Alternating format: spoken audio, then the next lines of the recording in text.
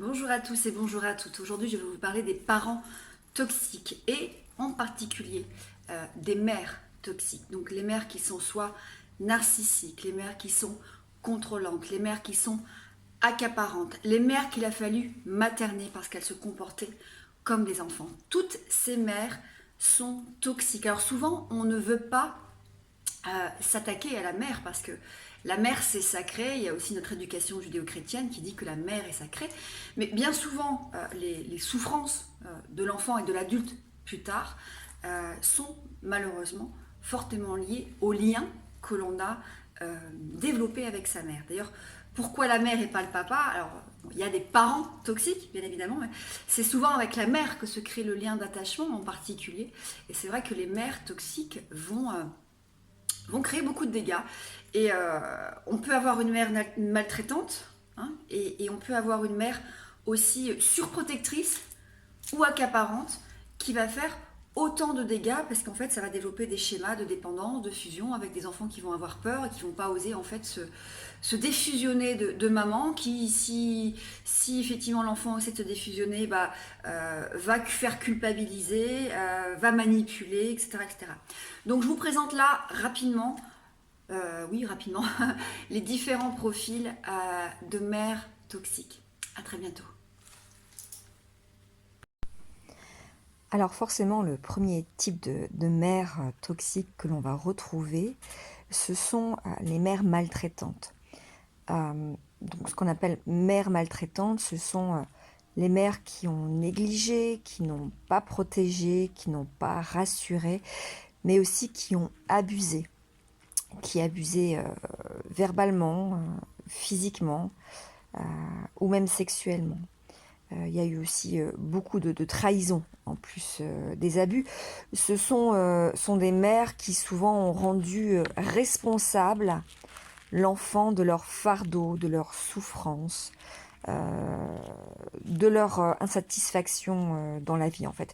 L'enfant devient en fait un fardeau et elles vont même lui faire comprendre avec des phrases qui parfois peuvent être très terribles quand cela vient de la bouche d'une maman qui est «j'aurais voulu que tu ne naisses jamais». Il y a vraiment ce sentiment de ne pas être désiré, d'être invisible et d'être responsable du malheur de sa mère. Donc vous imaginez bien les dégâts que cela peut provoquer. Le deuxième type de mère que l'on va retrouver, c'est les mères narcissiques. Et là, on parle bien du trouble de la personnalité narcissique qui est assez caractéristique. Alors, qu'est-ce qu'on va retrouver justement dans les caractéristiques de ce trouble? C'est la grandiloquence et le besoin extrême d'attention et d'approbation. Ce sont des femmes, des parents, alors je parle souvent des mamans parce que là on parle des mères toxiques, mais ce sont des parents globalement qui sont dépendants de ce que les autres vont penser. Voilà, l'image va être extrêmement maîtrisée et il faut que ces personnes soient au cœur de l'attention.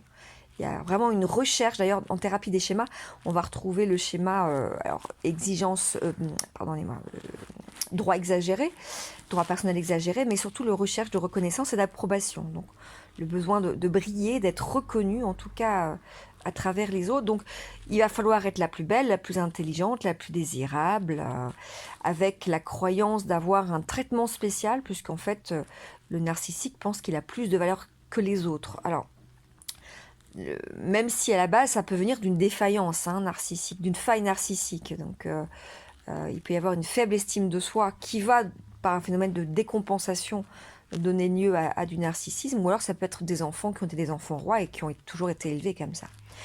Alors malheureusement, l'enfant d'une mère narcissique va être tout simplement le prolongement du narcissisme de sa mère.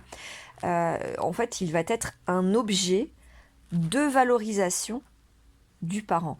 Et gare à lui si il est défaillant et s'il contribue justement à une forme de honte ou de dévalorisation du parent. J'ai souvenir effectivement voilà, d'une petite fille qui devait tout le temps être parfaite, parfaitement habillée, qui devait être la meilleure en classe, qui devait... voilà. Et puis un jour où elle s'est tachée, elle a taché sa robe, mais la mère a été extrêmement violente verbalement et physiquement, parce que la petite fille ne correspondait plus à l'image idéale et parfaite que la mère avait envie de donner d'elle-même, hein. Donc les enfants sont le prolongement de cette faille narcissique et de ce besoin d'être valorisé en permanence. Alors on va retrouver forcément entre la mère et la fille, alors c'est différent avec le petit garçon, mais avec la fille, voilà, il va y avoir une forme de dévalorisation. Dès que l'enfant va se retrouver à un niveau équivalent ou au-dessus du parent, le parent va faire en sorte de dévaloriser l'enfant pour qu'il reste à sa place. C'est-à-dire, en l'occurrence, que le parent reste dans une place de dominance, en fait, hein, de supériorité face à l'enfant. Donc, on va retrouver, par exemple, dans les relations mère-fille, des mères qui vont chercher à rivaliser avec leurs filles, qui vont chercher à piquer les petits copains de leurs filles, qui vont dévaloriser leurs filles, voilà, en critiquant le physique. Avec un petit garçon, ça va être probablement voilà, sur des performances, hein, performances intellectuelles. Ah oui, t'as fait ça, mais bon, moi j'avais fait ça, hein, donc voilà, t'es pas là, t'es pas vraiment à ma hauteur non plus, quoi. Donc c'est forcément des mères qui sont aussi très toxiques. Alors le troisième type de mère toxique, c'est ce qu'on appelle les mères accaparantes. Alors forcément, ces mères vont vous dévouer une forme d'adoration extrême, un dévouement extrême pour leurs enfants. Par contre, la relation est totalement malsaine puisque elles vont être envahissantes, intrusives, oppressantes. En fait, elles vont vivre par procuration, pardon, à travers leurs enfants pour pallier à certains manques que sont le vide, la solitude, l'ennui, avoir une vie bien remplie. Donc, forcément, la vitrine est plutôt flatteuse parce que ce sont des mères qui se dévouent énormément pour leurs enfants. Mais elles vont en fait s'arranger pour qu'il y ait une forme d'attachement qui ressemble à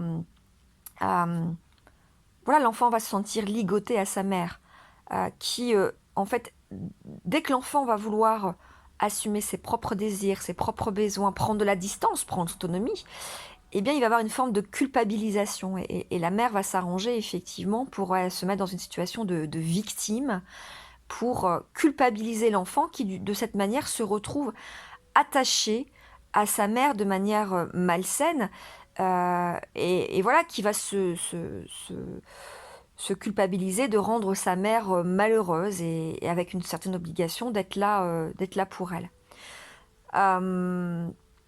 Bien sûr, tout cela est toxique et d'ailleurs, un enfant a besoin dans les liens, dans les besoins d'ailleurs fondamentaux de l'enfant, il y a ce besoin d'autonomisation et de se détacher pour développer ses propres compétences. Donc, il y a un peu aussi ce lien de dépendance qui peut se créer avec la mère, qui va du coup en abuser et potentiellement culpabiliser l'enfant dès qu'il ne sera plus présent. Donc l'enfant n'aura potentiellement pas le droit d'aller habiter loin de la maman, pas le droit peut-être d'avoir ses week-ends avec son ami, son amoureux, ses enfants. Il devra rester quelque part présent pour cette maman qui est excessivement accaparante. Et on peut tomber dans une relation tripartite, hein, l'enfant, que ce soit une fille ou un garçon, le conjoint et la maman. Donc c'est extrêmement toxique. Je tiens juste à faire une petite rectification sur ce que je viens de dire. Quand je voulais dire la relation tripartite, l'enfant, le conjoint et la maman, je veux bien dire l'enfant, une fois devenu adulte, hein, quand il sera en couple, forcément peut mener une relation tripartite puisqu'il sera adulte, il sera en couple avec un homme, un époux ou une épouse, mais la maman sera toujours très présente, hein. Ça peut être aussi le papa, mais voilà, là je prends, en effet on parle des mères. Donc la relation tripartite, c'est en fait je fais couple, mais on fait couple à trois parce que maman est là, maman elle a le double de clé de la maison, maman arrive sans prévenir. Maman nous impose d'aller manger le dimanche midi.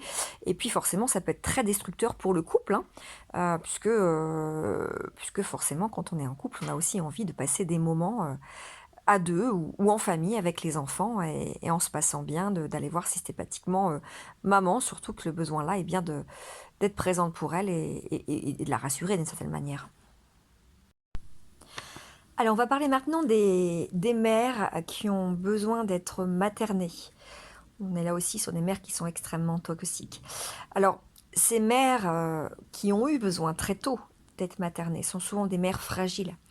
Des mères qui ont été malades, qui ont par exemple été dépressives, ou des mères qui ont été abandonnées par leur mari, qui se sont retrouvées toutes seules, ou encore des mères alcooliques.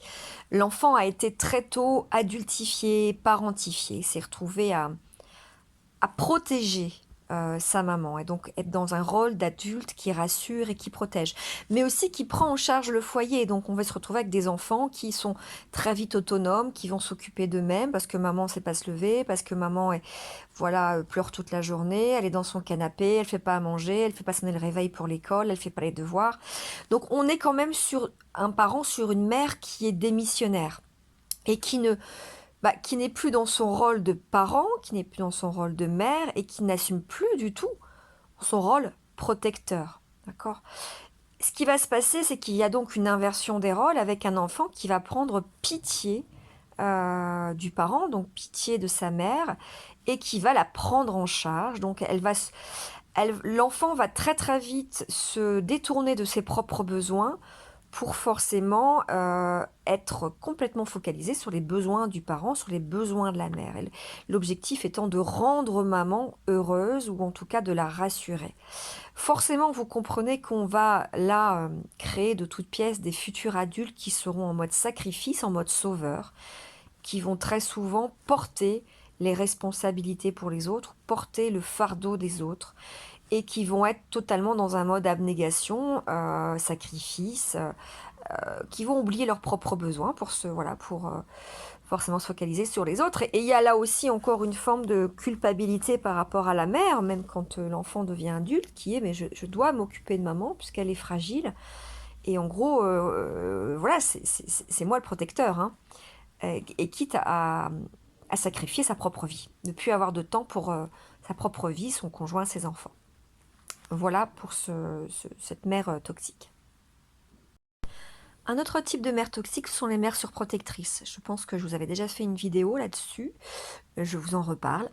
La mère surprotectrice, elle pourrait effectivement, on pourrait l'identifier, la mère accaparante, mais c'est une mère qui a peur de tout et qui va tout anticiper pour ses enfants, qui va tout faire pour ses enfants. Et en projetant, en étant surprotectrice, elle va projeter sur ses enfants ses propres peurs. La peur qu'il puisse y avoir un danger, la peur qu'ils ne puissent pas y arriver tout seuls, et qu'en gros, ils ont besoin d'elle. Ils ont besoin d'elle, et sans elle, ils n'arriveront pas à s'en sortir. Et là, on crée vraiment une forme de dépendance. En tout cas, l'enfant, une fois devenu adulte, devient totalement dépendant. Il a aussi cette croyance qu'il n'est pas capable de se débrouiller tout seul, puisqu'en fait, son autonomie n'a pas été développée. D'ailleurs, il a été souvent infantilisé. Et puis, comme on faisait à sa place, il n'a pas pu développer ses compétences. Comme il n'a pas pu développer ses compétences, il n'a pas pu développer la croyance qu'il était capable de développer ses compétences et qu'il était capable d'y arriver. Donc, ces mères sont extrêmement toxiques. Et aujourd'hui, moi, dans la plupart des personnes que j'accompagne qui ont des troubles anxieux, il y a la maltraitance, mais il y a souvent, très très souvent, des mères surprotectrices. Parce qu'effectivement, je sais que j'ai une jeune femme que j'accompagne en ce moment, et puis sa maman lui dit, mais tu vas pas y arriver, j'ai besoin de ton aide, t'inquiète pas, je vais venir te chercher. Et en fait, elles entretiennent cette dépendance. Bien évidemment, derrière, quand elles entretiennent cette forme de dépendance, c'est pour compenser elles-mêmes un manque, hein. On a tout intérêt à ce que l'enfant, surtout quand c'est un fils unique, hein, reste dépendant à maman, parce que ça permet à maman de ne pas être seule ou justement de combler un manque. Mais non, elles vont faire en sorte de manière inconsciente, parce qu'elles pensent bien faire, hein, mais insidieuse, elles vont créer cette dépendance. Et l'enfant, forcément, va être dans une espèce de brison doré où on fait tout à sa place, où on le rassure en permanence, mais on entretient sa croyance qu'il va pas y arriver et que sans maman, il peut pas y arriver et que, oh, mon Dieu, mais je peux pas quitter maman. Et là c'est encore compliqué aussi parce que forcément dans les relations amoureuses, il risque là encore, voilà, d'avoir un schéma très fusionnel, familial avec maman ou avec les parents. Et forcément, dans le couple, ça peut créer, encore une fois, cette forme de relation tripartite dont je vous parlais tout à l'heure. Donc ça, c'est à nouveau une forme de profil de mère toxique. Autre mère toxique, on a parlé tout à l'heure des troubles de la personnalité narcissique, je vous parle maintenant du pervers narcissique. On parle souvent du pervers narcissique, mais il y a aussi des femmes qui vont avoir ce trouble qui n'est pas encore répertorié dans le manuel de la psychiatrie. En fait, on va parler de troubles de la personnalité narcissique à tendance perverse, parce que la perversion est reconnue dans le manuel, et le trouble de la personnalité narcissique aussi. Alors, on va retrouver beaucoup de traits communs avec le trouble de la personnalité narcissique. La différence, c'est que ici, il y a une véritable jouissance à faire souffrir l'autre. Le pervers narcissique aime voir souffrir l'autre et il va se nourrir de ça. Il a lui-même une faille narcissique et en fait, il n'est que bien quand l'autre va souffrir. Bon, je ne vais pas passer trop de temps à vous expliquer c'est quoi un pervers narcissique. Je referai peut-être une vidéo, puis il y a plein de choses, je pense, sur le net là-dessus. Mais voilà, il y a vraiment la jouissance de me nourrir de la souffrance de l'autre. Je vais donc vraiment faire souffrir l'enfant et je me nourris de ça. Alors forcément, on retrouve énormément de manipulation chez le pervers narcissique qui va jouer sur, en termes de comportement, sur tous les... je trouve plus l'expression, excusez-moi, sur tous les... Enfin, soit, il va voilà, présenter plusieurs masques. On va retrouver aussi bien le rôle de victime, donc il va se victimiser pour attirer l'attention, pour se faire pardonner, pour montrer que quelque part il n'est pas bien, qu'il n'est pas complètement responsable. Il va jouer un autre rôle qui est celui du sauveur, et il va jouer le rôle du bourreau, qui sait aussi très très bien jouer, en vous rabaissant, en vous humiliant, en vous isolant aussi. Il y a le phénomène de l'emprise, on le retrouve beaucoup avec le manipulateur narcissique. Donc il sait jouer de chaque rôle et sait exactement quand utiliser un masque, à quel moment l'utiliser, donc soit la victime, soit le sauveur, soit le bourreau. C'est un manipulateur aguerri et forcément derrière, chez ce manipulateur, il y a quand même, l'emprise est là, donc il y a quand même, l'objectif c'est de se déresponsabiliser pour faire porter la responsabilité à l'autre et faire culpabiliser l'autre. Et donc la victime est complètement perdue et finit par croire que c'est une mauvaise personne, que cela vient d'elle et qu'elle est effectivement responsable de tout ce qui se passe dans ses comportements, dans ses réflexions, dans ses remarques. À aucun moment, la mère, si elle est pervers narcissique, ne reconnaîtra que cela vient d'elle, d'accord ? D'ailleurs, elle ne s'excuse jamais, elle ne pardonne, elle ne s'excuse jamais, elle ne dit pas merci. Il y a rarement, il y a peu d'empathie, en fait, il n'y a pas d'empathie puisque l'autre est perçu plutôt comme un objet de valorisation, enfin là plutôt un objet qui va permettre de se valoriser ou de se faire plaisir à travers de la dévalorisation et comment une jouissance du coup à faire souffrir l'autre. Donc l'autre est vraiment utilisé comme un objet. Et enfin, le dernier type de mère, c'est la mère qui contrôle tout pour son enfant et plus tard pour son enfant adulte. Enfin, voilà, l'enfant une fois adulte. On est concrètement sur des mères qui vont dire, bah écoute, de toute façon, c'est comme ça et pas autrement. Ces mères estiment qu'elles savent ce qui est bon pour vous, en fonction de leurs propres besoins à elles, en tout cas de leur représentation à elles de ce qui est bon pour vous. Alors, à la base, forcément, elles pensent que c'est une bonne chose. Et effectivement, quand on est enfant, petit enfant, on a besoin d'un parent contrôlant. Parce que c'est ce qui nous permet d'avoir du cadre, c'est rassurant, c'est sécurisant. Mais une fois que l'enfant grandit, il a besoin, d'abord, il grandit avec ses propres besoins, il a besoin de s'autonomiser, et il a besoin, voilà, de faire en sorte que ses besoins soient respectés. La mère contrôlante ne va pas lui autoriser ça. D'ailleurs, elle a une espèce d'emprise sur l'enfant qui grandit, avec...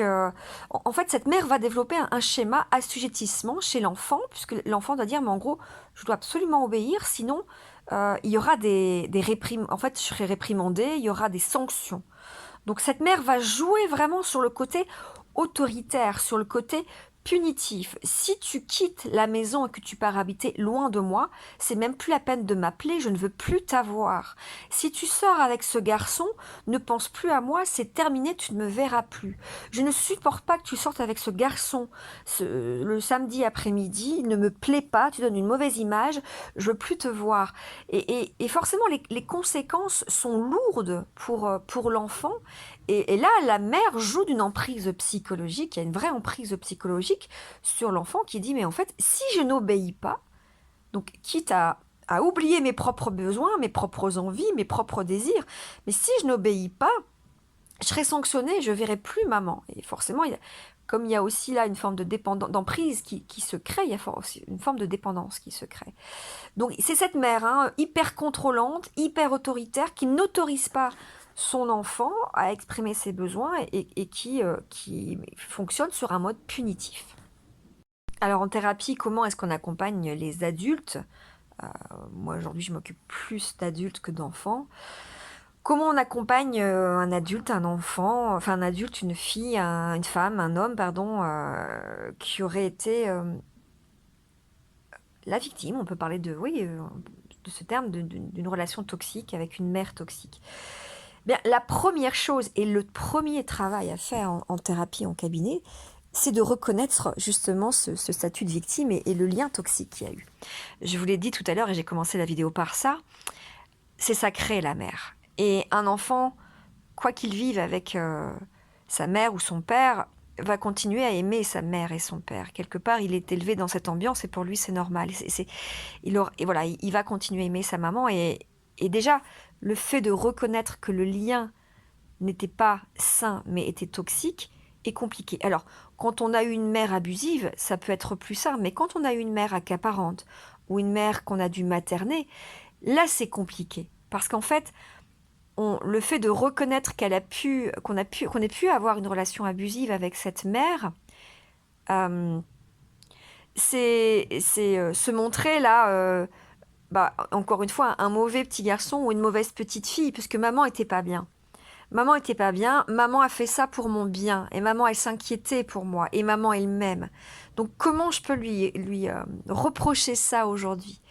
Donc il y a déjà un gros travail à faire là-dessus, sur l'acceptation de ce lien toxique. Et puis, une fois que cette acceptation, en tout cas qu'il y a la reconnaissance, qu'il y a une prise de conscience, qu'il y a une reconnaissance, qu'il y a une acceptation, on va pouvoir travailler sur le reste. Sur le reste, on va travailler beaucoup sur l'état émotionnel, sur du reparentage, du travail sur des souvenirs. Alors, sur l'état émotionnel, on peut travailler sur du courrier-thérapie. Enfin, forcément, je fais beaucoup écrire de lettres avec souvent les questions qui sont les mêmes. Qu'est-ce qui s'est passé? Qu'est-ce que je reproche à maman concrètement? Qu'est-ce qu'elle a fait? Comment je me suis sentie? Quel impact ça a eu sur moi, sur ma vie, sur mes relations amoureuses, sur les comportements? Et qu'est-ce que j'attends d'elle aujourd'hui? Donc ça, c'est le courrier thérapie. Le reparentage, c'est effectivement, on va aller nourrir les besoins de l'enfant sur la base de souvenirs qu'on va travailler en imagerie. Et puis après, il y a vraiment à travailler sur les comportements. Je sais que j'ai une jeune femme aujourd'hui qui est très liée à sa maman. Enfin, j'ai plusieurs jeunes femmes d'ailleurs que j'accompagne aujourd'hui qui sont liées à leur maman. Dans les comportements, oui, on va apprendre à casser ce lien de dépendance. On va apprendre à poser des limites. On va apprendre à dire non. On va apprendre à dire j'ai des besoins aujourd'hui. Moi, le dimanche, j'ai envie d'aller me promener avec mon mari. J'ai pas envie de venir manger le dimanche midi, d'y passer l'après-midi. En tout cas, pas tous les dimanches. Il y a des besoins de l'ordre, moi aujourd'hui, j'ai envie de partir travailler à tel endroit parce que c'est le métier que j'aime et qu'il n'y a que là-bas que je puisse travailler, exercer ce métier. Et je vais écouter ce besoin et faire comprendre à maman que quand j'écoute mes besoins, ça ne veut pas dire que je suis une fille indigne. Reconnaître que quelque part, c'est la projection de maman et ce n'est pas une vérité. Je ne suis pas une fille indigne si j'écoute mes besoins. Mais je suis à l'écoute de mes besoins et ça ne veut pas dire pour autant que j'abandonne maman ou je ne l'aime plus. Donc il y a vraiment aussi ce travail à faire au niveau des comportements. Alors au niveau des croyances, forcément il y aura un travail cognitif à faire, des croyances comme si je ne fais pas ce que maman veut, je suis une mauvaise fille, si je ne fais pas ce que les autres, hein, forcément une fois que l'enfant, la petite fille devient une adulte, ça peut se traduire par si je ne fais pas ce que les autres veulent, pardon, je suis une mauvaise femme ou je suis une mauvaise épouse.